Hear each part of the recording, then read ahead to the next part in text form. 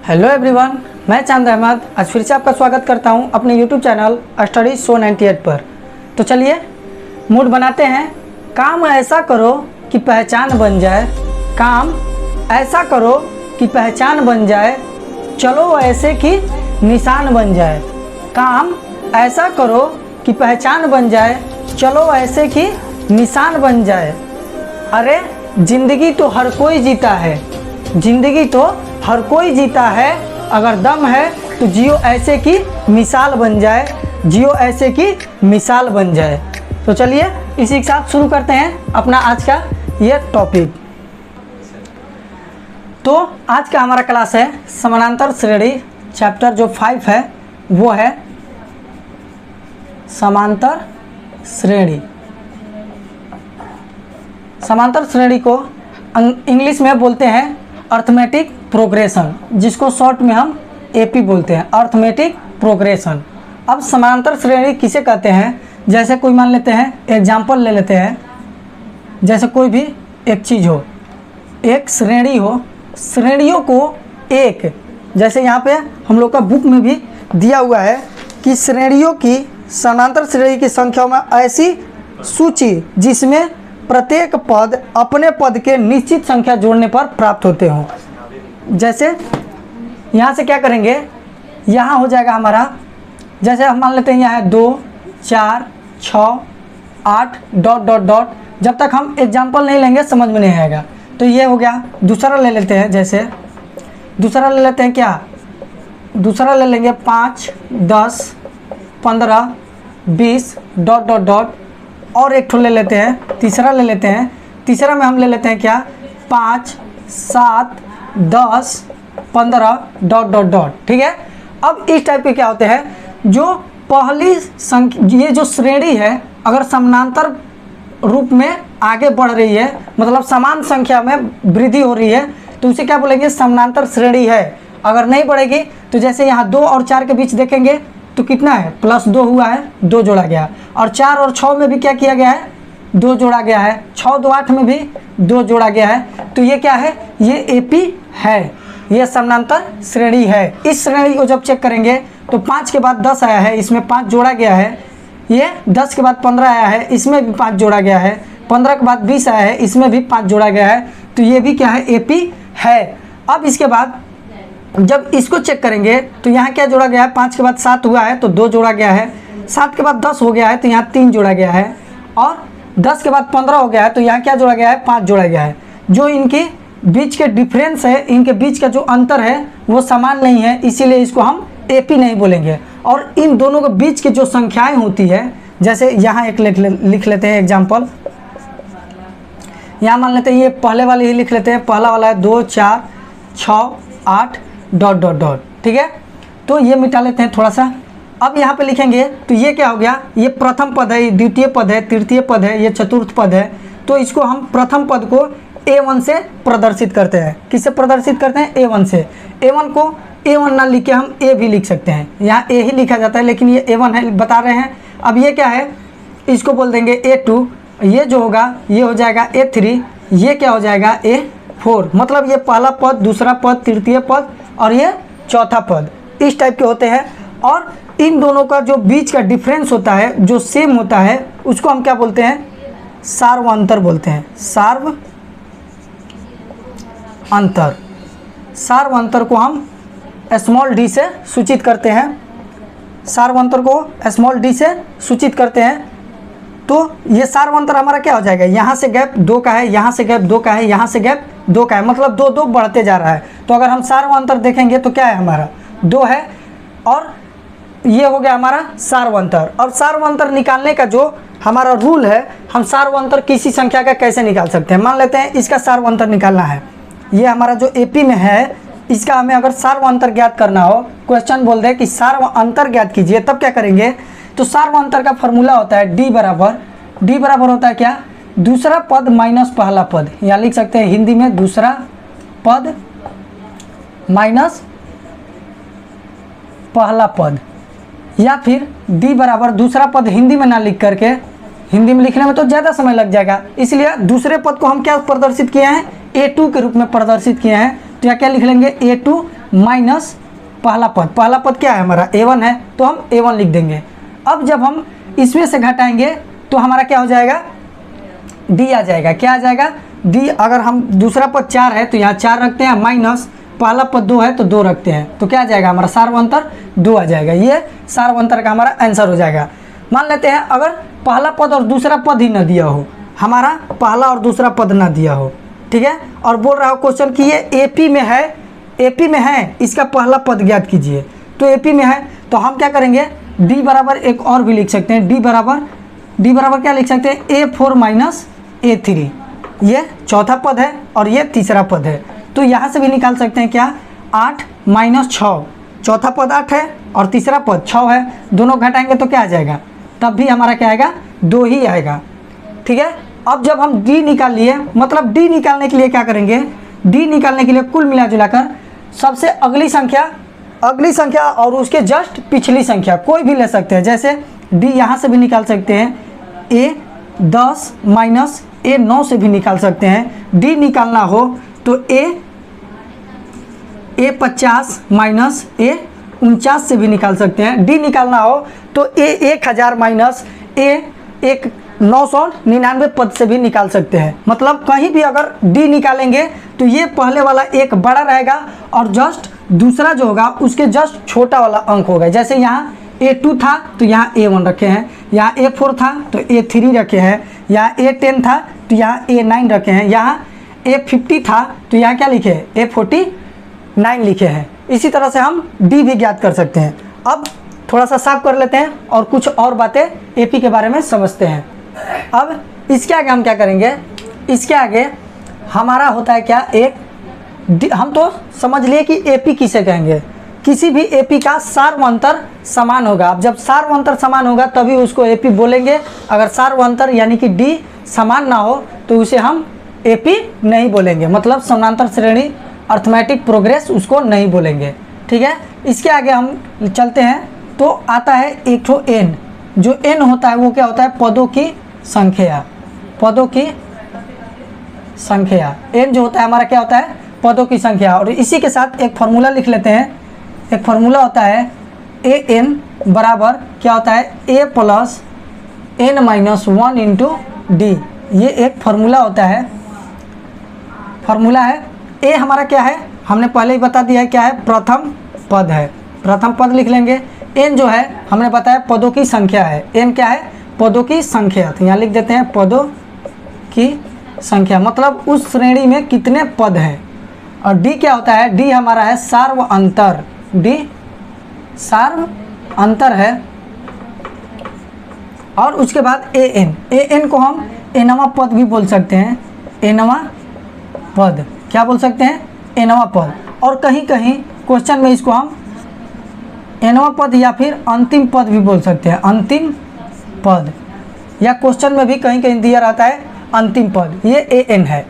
अब मान लेते हैं कि हमारा कोई एपी है जिसमें 5 पद है, जिसमें 5 पद हो, और बोल रहा है, क्या बोल रहा है कि यहाँ लिख लेते हैं 5 पद, मतलब एक जगह पे क्या होगा 5 पद। और कोई भी पद अगर हमें ज्ञात करना है तो सबसे पहले इस पद को ज्ञात करने के लिए हमारे पास क्या होना चाहिए, एक तो ए होना चाहिए और दूसरा डी होना चाहिए। अगर ये दोनों है तो हम कोई भी पद ज्ञात कर सकते हैं, अगर ये दोनों नहीं है तो हम फिर ज्ञात नहीं कर सकते हैं। तो यहाँ क्या करेंगे, एन हमारा है 5, एन हमारा है 5, तो यहाँ लिख देंगे क्या, A5। एन के जगह पर क्या लिख देंगे 5 बराबर, ये है ए तो ए लिख दिए, प्लस एन के जगह पर हम क्या रख देंगे 5 माइनस 1 इंटू डी, जो कि निकल के आएगा हमारा A प्लस 4D। यही होगा A प्लस 4D, मतलब 5वां पद। A5 बराबर क्या होगा, A प्लस 4D। अगर यहीं पे अगर हम बोल दें कि 10वां पद निकालना हो तो 10वां पद के लिए क्या करेंगे, यहाँ जब 10 रखेंगे और घटाएंगे 1 तो क्या हो जाएगा 9D हो जाएगा। मतलब A10 बराबर क्या हो जाएगा, A प्लस 9D, ये हो जाएगा। अगर A50 बराबर पूछ ले तो क्या हो जाएगा, A50 बराबर जस्ट एक कम ले लेते हैं, क्यों, क्योंकि यहाँ n-1 होता है, या फिर हमने पहला पद तो जोड़ ही दिया है और 49 पदों को जोड़ देंगे तो पूरे हमारा 50 पद हो जाएंगे। और ये हमारा 50वां पद ही पूछ रहा है, तो हम क्या कर देंगे A प्लस 49D, जस्ट एक कम। 50वां पूछ रहा है तो क्या कर देंगे 49D। 100वां पूछ रहा है तो A + 99D। 10वां पूछ रहा है तो A + 9D। 7वां पूछ रहा है तो A + 6D। इतना बात समझ में आया। इसके बाद अब हम क्या करेंगे, चलिए इतना दूर तो समझ लिए, थोड़ा सा चैप्टर शुरू करते हैं, शायद वहाँ से भी कुछ समझ आए।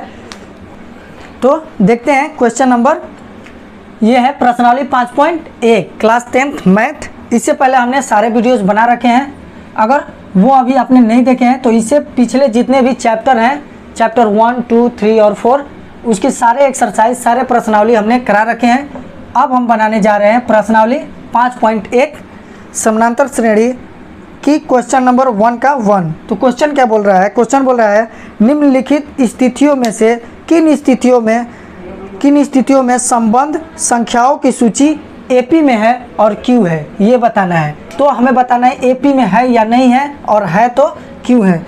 तो क्वेश्चन दिया है पहला कि प्रत्येक किलोमीटर के बाद टैक्सी का किराया, जबकि प्रथम किलोमीटर के लिए किराया 15 रुपया है। मान लेते हैं यहाँ एक शहर है और इस बिंदु पे एक शहर है, ठीक है। यहाँ मान लेते हैं ए बी शहर है, और ये मान लेते हैं पहला किलोमीटर है, दूसरा किलोमीटर है, तीसरा किलोमीटर है, चौथा किलोमीटर है, पाँचवा, छठा, ऐसे कुछ है। बोल रहा है कि प्रथम किलोमीटर पे, मतलब यहाँ से वो जो चलना शुरू किया है, यहाँ से यहाँ के लिए उसको क्या देना होता है 15 रुपया देना होता है। और फिर जब यहाँ से वो यहाँ तक आता है तो उसके बाद क्या देना होता है उसको, अतिरिक्त किलोमीटर के लिए 8 रुपया देना होता है। मतलब उसके आगे जब भी जाते हैं पहला 15 रुपया देगी, लेकिन उसके आगे जाने पर क्या देना होगा 8 रुपया अधिक देना होगा। यहाँ से यहाँ जब 1 किलोमीटर जाएगा 8 रुपया, यहाँ से यहाँ भी जब 1 किलोमीटर जाएगा तो यहाँ भी क्या देगा 8 रुपया ही देगा। यहाँ से यहाँ भी जाएगा तो 8 रुपया ही देगा। 1 किलोमीटर पर 8 रुपया होगा। तो यहाँ निकाल लेते हैं, यहाँ लिख लेंगे क्या दिया है, क्या दिया है हमारा कि प्रथम या पहला लिख सकते हैं, पहला किलोमीटर के लिए किराया, के लिए जो किराया है, किराया वो हमारा कितना दिया है, किराया 15 रुपया लिया है। और ये पहला है तो इसको हम क्या बोल सकते हैं A1 भी बोल सकते हैं। ये A1 है हमारा, A1 हो जाएगा, ज़रूर हो जाएगा क्योंकि ये पहला है। अब उसके बाद अब जब दूसरे किलोमीटर के लिए हो जाएगी, दूसरे किलोमीटर के लिए किराया, दूसरे किलोमीटर के लिए किराया क्या हो जाएगा 15 रुपया, तो वो लेगा ही। अब उसके आगे जो जाती है तो 8 रुपया और लेता है 1 किलोमीटर के, तो ये क्या हो जाएगा हमारा 15 और 8 23 रुपया हो जाएगा। और ये दूसरे किलोमीटर का है तो इसको हम क्या बोल सकते हैं A2 भी बोल सकते हैं, ये A2 है। अब क्या करेंगे, यहाँ देख लेते हैं तीसरे किलोमीटर के लिए किराया। तीसरे किलोमीटर के किराया क्या हो जाएगा, पहले के तो 15 लगेगा और दूसरे का फिर 8 लगेगा, तीसरे का भी 8 लगेगा, तो क्या हो जाएगा 31 रुपया हो जाएगा। और ये तीसरा है तो इसको हम तीसरा पद बोल सकते हैं, और तीसरे पद को A3 से सूचित करते हैं। मतलब किसी भी श्रेणी को समानांतर श्रेणी में है या नहीं है, उसके लिए हमें कम से कम 3 पद चाहिए, कम से कम 3 पद, A1, A2 और A3, कम से कम 3 पद रहेगा, तभी हम बता सकते हैं कि वो श्रेणी जो है समानांतर श्रेणी में है या नहीं है। तो इसीलिए हमने 3 ही किया, 3 से ज़्यादा करने से कोई फ़ायदा नहीं है, बस हमको बताना है कम से कम हम 3 लेकर बना सकते हैं। तो हमारा मान लेते हैं जो AP हमारा, AP तो अभी नहीं बोलेंगे इसको, सार्व अंतर पहले चेक कर लेंगे। सार्व अंतर चेक कर लेंगे। सार्व अंतर को हम D से सूचित करते हैं, और D बराबर फॉर्मूला होता है A2 माइनस A1। मतलब यहाँ लिख देंगे A2 माइनस A1। A2 हमारा है कितना 23 और माइनस 15, घटाएंगे तो क्या आ जाएगा 8 रुपया। ये तो पहले ही बोल दिया है कि हर स्टेप पर, मतलब हर किलोमीटर पर 8 रुपया बढ़ते जा रहा है। 8 रुपया यहाँ बढ़ा, 8 रुपया यहाँ बढ़ा, 8 रुपया यहाँ बढ़ा। मतलब जैसे हमने दिखाया था एग्जाम्पल में 2, 4, 6, 8 दिखाया था, 2 बढ़ रहे थे तो ये AP में था। इसी तरह से इसमें भी क्या बढ़ रहा है 8 बढ़ रहा है, तो ये भी AP में है, लेकिन हमको दिखाना है। तो यहाँ दिखाएंगे तो उसके बाद सार्व अंतर फिर से निकाल लेते हैं। ये इसको हम D1 मान लेते हैं, सार्व अंतर। सार्व अंतर जब D2 निकालेंगे, दूसरा सार्व अंतर निकालेंगे, तो दूसरा सार्व अंतर के लिए क्या करेंगे, A3 माइनस A2, तो यहाँ हो जाएगा A3 माइनस A2, और A3 का मान है हमारा 31 और A2 का मान है हमारा 23। अब इन दोनों को भी घटाएंगे तो क्या बचेगा, 8 रुपया ही बचेगा। मतलब यहाँ दोनों D बराबर है, और हमने बताया था कि जब सार्व अंतर बराबर होते हैं तो वो श्रेणी हमारी समानांतर श्रेणी में होती है। तो यहाँ हमारा क्या हो गया, समानांतर श्रेणी, दोनों सार्व अंतर बराबर है, तो यहाँ लिख सकते हैं चूंकि D1 बराबर D2, D1 बराबर है D2 के, इसीलिए यह श्रेणी, यह समानांतर श्रेणी है। यहाँ लिख सकते हैं यह समांतर श्रेणी है। ये हो जाएगा हमारा आंसर। तो चलिए चलते हैं इसके आगे अपने अगले क्वेश्चन पे। देखते हैं क्वेश्चन नंबर 2। क्वेश्चन नंबर 2 में क्या दिया हुआ है, किसी बेलन यानी कि सिलेंडर में उपस्थित हवा की मात्रा जबकि वायु के निकालने वाले पंप का प्रत्येक बार बेलन की शेष हवा का 1/4 भाग बाहर निकाल देता है। एक सिलेंडर है हमारे पास, बेलन है, सिलेंडर है, ये हमारा एक सिलेंडर हो गया जिसमें हमारा एक पाइप लगा हुआ है, जिसमें क्या लगा है, पाइप लगा हुआ है, जो कि इसमें उपस्थित हवा का, अब जब एक बार इसको पंप करते हैं तो इसमें उपस्थित हवा को वो 1/4 भाग बाहर निकाल देता है। जब भी पंप करेंगे इस पाइप से 1/4 भाग हवा बाहर आ जाएगा। तो यहाँ क्या लिख लेंगे, लिख लेंगे माना कि बेलन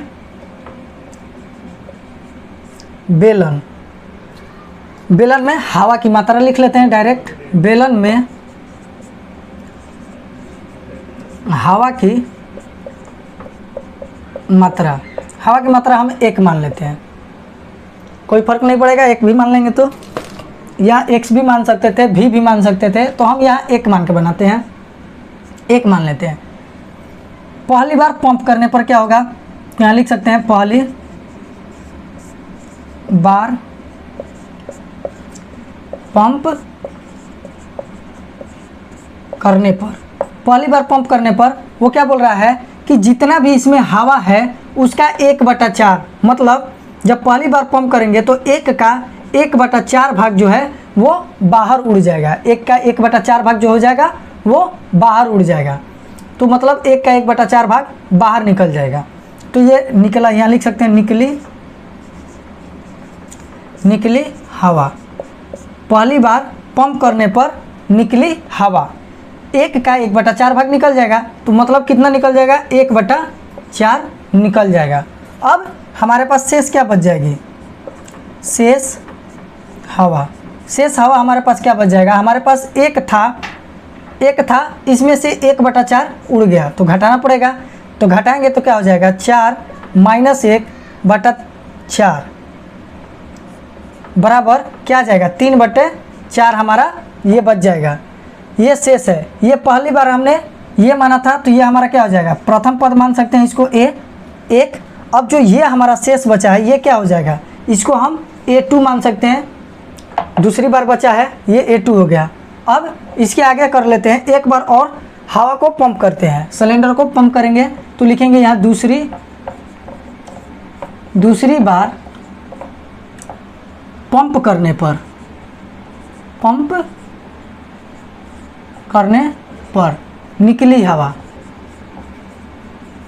निकली हवा, जब दूसरी बार पंप करेंगे तो हवा कितना निकलेगा, तो बोल रहा है क्वेश्चन कि शेष का 1/4 निकल रहा है। तो हमारे पास शेष तो इतना बचा है, कितना बचा है, 3/4, और 3/4 का वो क्या करता है, 1/4 भाग बाहर निकाल देता है, मतलब 3/16 भाग वो क्या करेगा, बाहर फेंक देगा। तो बाहर फेंक देगा तो अब उसमें कितना हवा बचा रहेगा ये देख लेते हैं। तो शेष हवा अब क्या बच जाएगा, उसमें हमारे पास था इतना और फेंक दिया इतना, तो बचा कितना, तो हम इसमें से 3/4 में से 3/16 को क्या करेंगे, घटा लेंगे। तो घटाएंगे तो क्या बच जाएगा, 16, 4 3 12 माइनस 3, तो क्या हो जाएगा 9/16।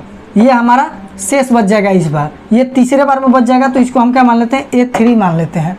अब इसके बाद हम D चेक कर लेंगे, अगर बराबर आ जाता है D तो हम बोलेंगे कि ये समानांतर श्रेणी में है, और D बराबर नहीं आता है तो बोल देंगे कि ये समानांतर श्रेणी में नहीं है। तो D चेक कर लेते हैं, लिखेंगे सार्वंतर।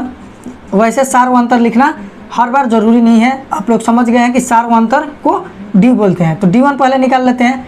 D1 निकालेंगे तो क्या होगा, A2 माइनस A1। A2 का मान हमारा क्या दिया हुआ है, A2 का यहाँ मान दिया हुआ है 3/4 माइनस A1 का मान है हमारा 1। घटाते हैं, जब घटाएंगे तो बट्टा पका घटाव बनाना पड़ेगा। ये हो जाएगा 4, ये हो जाएगा 3 माइनस 4, बराबर में क्या आ जाएगा, ये जब 3 में से 4 घटाएंगे तो -1/4 बच जाएगा। और इस साइड निकाल लेते हैं। ऐसे ये आप लोग इसके बाद नीचे कीजिएगा।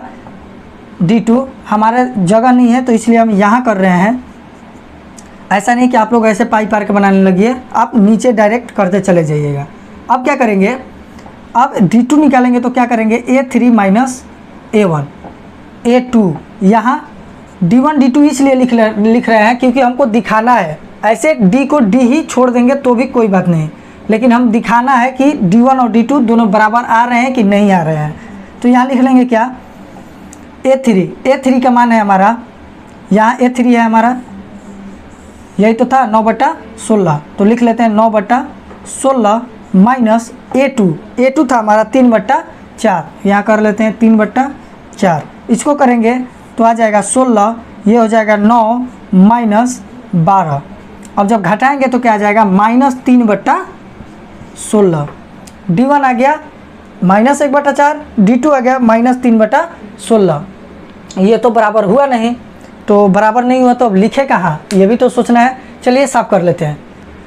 तो इसके बाद हम क्या लिखेंगे, चूँकि D1 बराबर नहीं है D2 के, D1 बराबर नहीं है D2 के, मतलब सार्वंतर बराबर नहीं है। और जब सार्वंतर बराबर नहीं है तो क्या लिखेंगे, इसीलिए यह समांतर श्रेणी नहीं है, यह समांतर श्रेणी नहीं है। तो अगर आपको हमारी ये वीडियो समझाने का स्टाइल और ये जो हमने आपको प्रश्नावली 5.1 समझाया, बताया और उसका जो इंट्रोडक्शन दिया, अगर आपको समझ आया और हमारे और वीडियो को देखना चाहते हैं तो अभी चैनल को सब्सक्राइब कर लीजिए और बगल में बेल आइकन को भी प्रेस कर लीजिए। मिलते हैं अगली वीडियो में, तब तक के लिए जय हिंद।